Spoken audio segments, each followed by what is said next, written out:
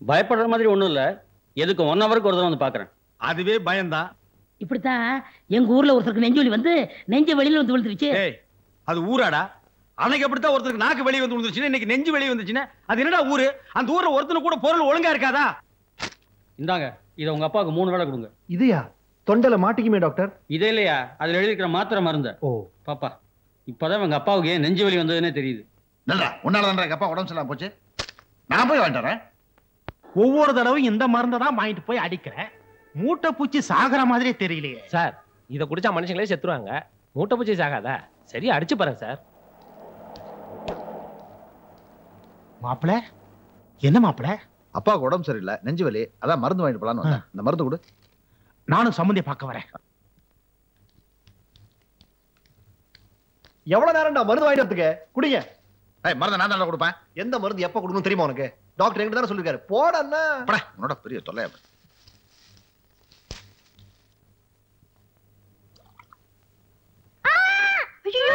என்னடா கையெடுத்துக்கிட்டியா? சரி சரி கொஞ்சம் இரு. என்னாச்சு? பென்சில் சேவ் கையெடுத்துட்டாங்க. என்னங்க கொஞ்சம் சீக்கிரம் வாங்களேன். ரொம்ப அழறா. கொஞ்சம் பாரு.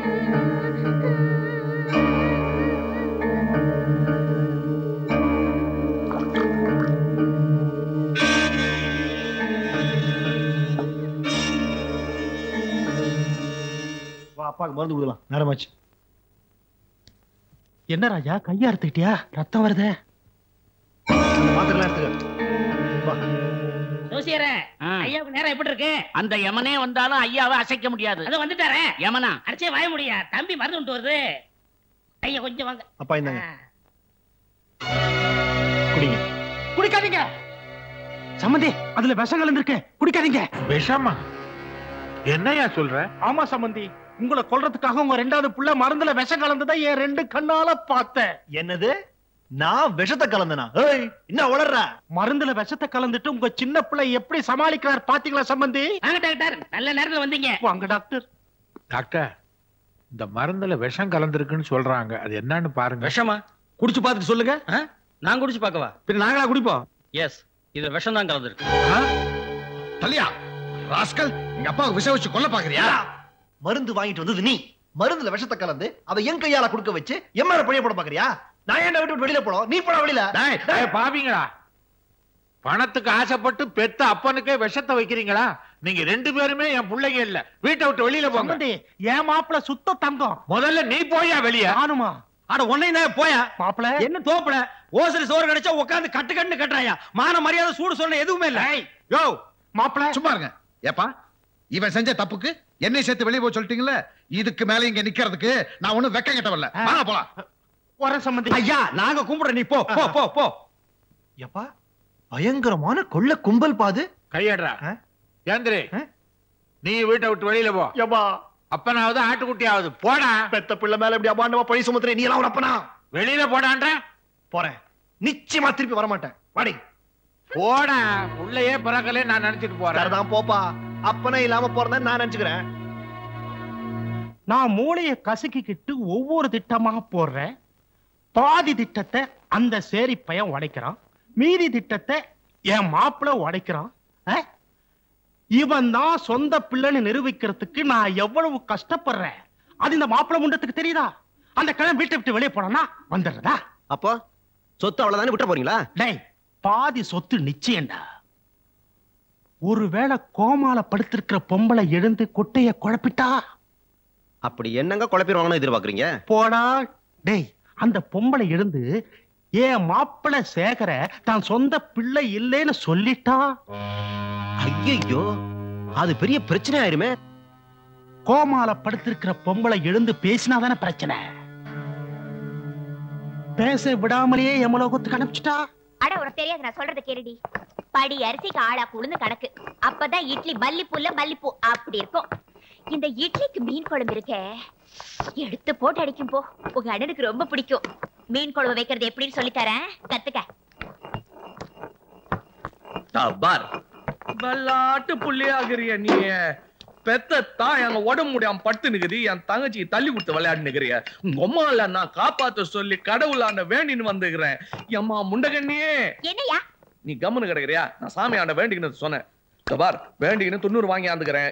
எடுத்துன்னு போய் உங்க அம்மா நேரத்துல பூசினா சப்ஜாடா எல்லாம் கம்மி ஆயிடும். அந்த மணி எடுத்து கடாசிடலாம். நடு வீட்டுல அசிங்கமா தொங்கி நிக்குது. அத்தியா அடிக்காதான்னு அண்ணா வந்து பாத்து நிக்கிறாரு உங்க நைனா. பாத்துன்னு கிடக்கட்டும், கட்டினதே அவரு தானே.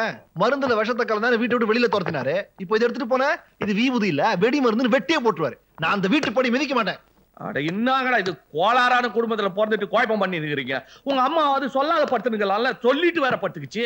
அண்ணே, அவர்தான் மாட்டேன்னு சொல்றாருல, நீயே எடுத்துட்டு போய் வை என் விபூதியை. அட என்னம்மா நீ புரியாத பேசினுங்கிற? மாப்பிள்ளையா தெத்திட்டு இருக்காங்க, என்ன சேர்த்துக்குவாங்களா? என்னையும் தான் தெத்திடுவாங்க. அத்த பார்த்தா முடியுமாயா?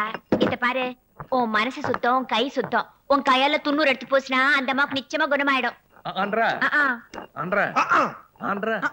இன்னொரு தடவை ஆனா எனக்கு கெட்ட கோவம் வரும். போயா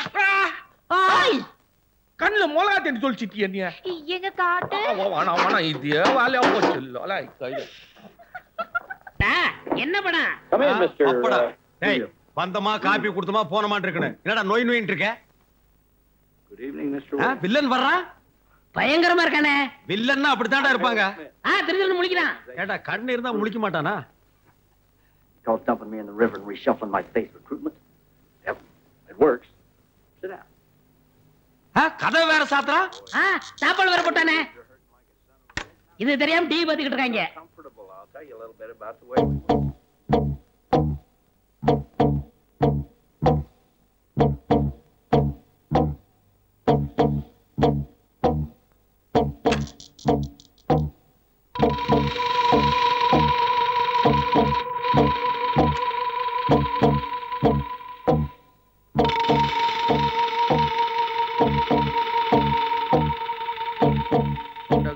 முண்டகண்ணியே காப்பாத்த வந்தவனே நன்னா.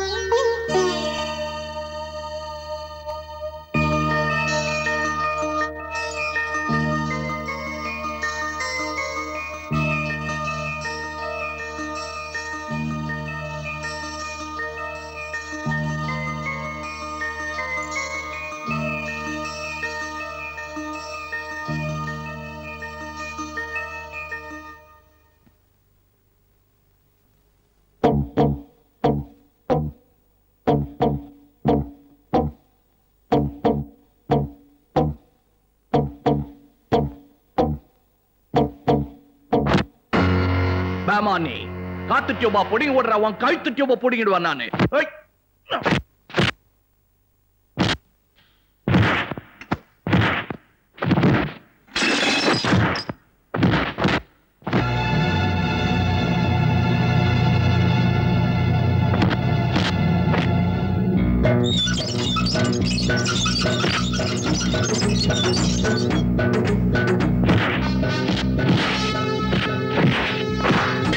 என்ன சத்தம்? பயங்கர சத்தமா இருக்கேன். அது என்னன்னு பாரு.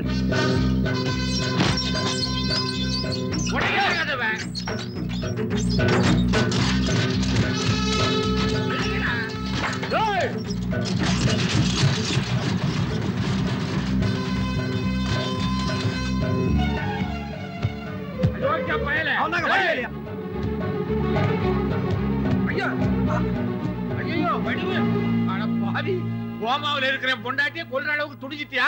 கசாப்பு, அம்மாவுக்கு மயக்கம் தெரிஞ்சு உண்மை தெரிஞ்சிட்டா உன் மாப்பிளைக்கு சொத்து கிடைக்காதுன்னு படிக்கட்டு இருந்து விட்டு விட்டேன். யோ சொம்னாகாட்டி அவன் மேல பை போடாது. அப்ப எதுக்காக இந்த வீட்டுக்குள்ள வந்தானே? யோ முண்டகண்ணி அம்மனை வேண்டிக்கினே நான் 90 குங்குமம் எடுத்து அம்மா நேரத்தில் வைக்கிறதுக்கு வர சொல்ல உன் சம்பந்திக்கிறானே வில்லங்க வீராசாமி. அவன் டாக்டர் மூக்காண்ட வச்சு அந்த பைப்பு பிடிங்கி அம்மாவுக்கு மூச்சு முட்டி நிக்க சொல்ல, நான் அவன் கூட ஃபைட் பண்ணிருக்க சொல்ல, அந்த காட்டுல உருண்டு வர சொல்ல, அம்மா அதுல இருந்து உருண்டு கீழே வர சொல்ல, நான் பிடிக்க வந்தா என்ன கொலையார பாவின்றீங்க. ஹீரோவை வில்லன் ஆகாதியா? அவன் இவன் மேல பழிய போட்டு நீ தப்பிச்சுக்கலான்னு பாக்காத. எங்களை ரூம்ல போட்டு பூட்டிட்டு இந்த வேலையெல்லாம் நீ தானே செஞ்ச. என் பொண்டாட்டிய படியில விட்டது நான் கண்ணால பார்த்த. மரியாதை வெளியில போ. மெய்யால் என்ன நடந்தது? மெய்யால் நடக்க வேண்டாம், கையால் நடக்க வேண்டாம். நீ காலால் நடந்து வெளியே போ. எவ்வாறு மரியாதை கட்டத்தரமா பேசுகிற மெய்யாலி என்ன நடந்ததுன்னு தெரிஞ்சுக்கிட்டு அப்புறம் நீயே கண்ணு கலகின்னு வந்து என்னோட சாரி காக்க போற. இதுக்கு தாயா பெரியவங்க சொன்னாங்க.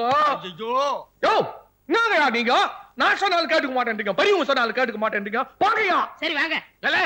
அவன் என்ன போங்கன்றா, நீ என்ன வாங்கன்ற. பெனாதி பையில இது நம்ம பனாதின்னு கவனம் வருதுங்க. பனாதி பனாதி. ஐயோ பொன்மொழி சொல்ல போறான், போலீஸுக்கு போன் பண்றான். நல்லது சொல்லக்கூடாது இந்த காலத்துல.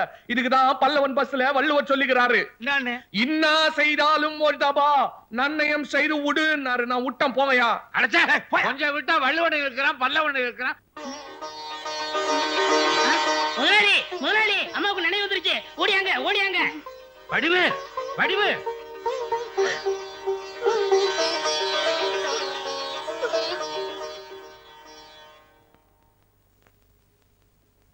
இவ்வளவு பிரச்சனைக்கும் காரணமா இருந்த அந்த உண்மையை இனிமேலும் நான் மறைக்க விரும்பல.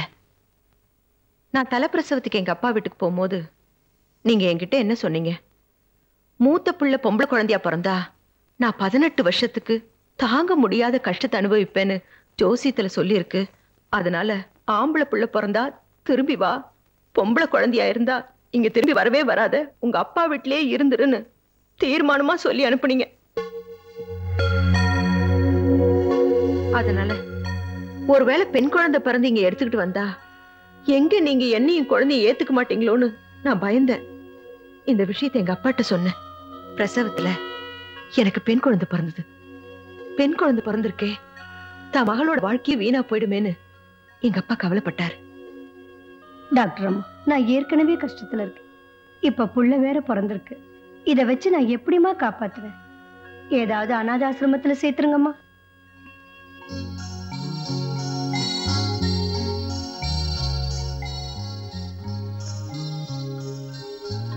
ஏம்மா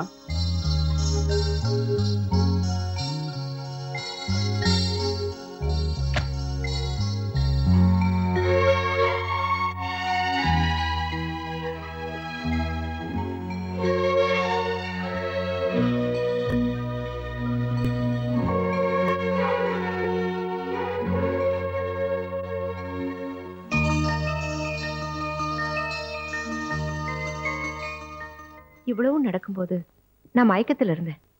அப்ப எனக்கு எதுவும் தெரியாது. மூத்த புள்ள சேகருக்கு 15 வயசு இருக்கும்போது நான் எங்க அப்பாவை பார்க்க போயிருந்தேன். அப்பா அவர் என்கிட்ட எல்லாத்தையும் சொன்னார். சேகர் நம்ம சொந்த புள்ளை இல்லைன்னு தெரிஞ்சா எங்க நீங்க அவனை வெறுத்துருவீங்களோன்னு பயந்துதான் அதை உங்ககிட்ட இருந்து நான் மறைச்சேன்.